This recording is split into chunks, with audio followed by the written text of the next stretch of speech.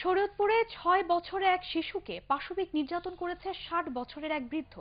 মুমূর্ষু অবস্থায় মেয়েটিকে উদ্ধার করে শরীয়তপুর সদর হাসপাতালে ভর্তি করা হয়েছে। এ ঘটনায় পালং মডেল থানায় নারী ও শিশু নির্যাতন আইনে মামলা দায়ের করা হলেও এখনো অভিযুক্তকে গ্রেফতার করতে পারেনি পুলিশ। শরীয়তপুর থেকে রকুনুজ্জামান পারভেজের রিপোর্ট, জানাচ্ছেন রোকেয়া রহমান বন্যা।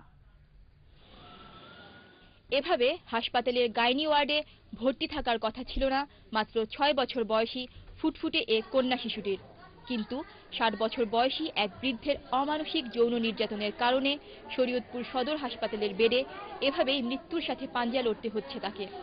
শিশুটির স্বজনরা জানায়, রোববার রাতে ঘর থেকে বের হলে পাশের বাড়ির আজগর সর্দার নামের এক বৃদ্ধ মেয়েটিকে ধরে নিয়ে গিয়ে অমানসিক নির্যাতন চালায়। এক পর্যায়ে চিৎকারের শব্দে শিশুটির মা বাবা আজগর সর্দারের ঘরে ঢুকে মুমূর্ষু অবস্থায় নিজ মেয়েকে উদ্ধার করে ভর্তি করায় হাসপাতালে। ও প্রস্রাব করতে বেরিয়েছিল, তারপরে হইলো অনেকক্ষণ হয়ে গেছে, দিয়ে আহে না। হ্যাঁ, আমি ডাক্তার মাইয়া কই গেল বিছরিতে হ্যাঁ সে মাইয়া সেই ঘটন সে উদ্ধার করে হ্যাঁ দেখি মাইয়া এই অবস্থা, হ্যাঁ সেই মাইয়া আনিয়া হ্যাঁ সে হাসপাতাল। ঘটনার সত্যতা স্বীকার করেছেন অভিযুক্ত ব্যক্তির ছেলের বউ। সে আমার শাশুড়ি পাতা থরা কাপড় কেলে কাপড়, তারপর ওর মায়া আবার এই ঘরে আসছে, আসে ধর আমার শ্বশুরের গায়ে রক্ত, আমরা বলে এটা দর্শনকারী করছে আমার মেয়েকে। সোমবার সকালে যৌন নিপীড়নের অপরাধে আজগর সর্দারকে আসামি করে পালং মডেল থানায় মামলা করেছে মেয়েটির বাবা।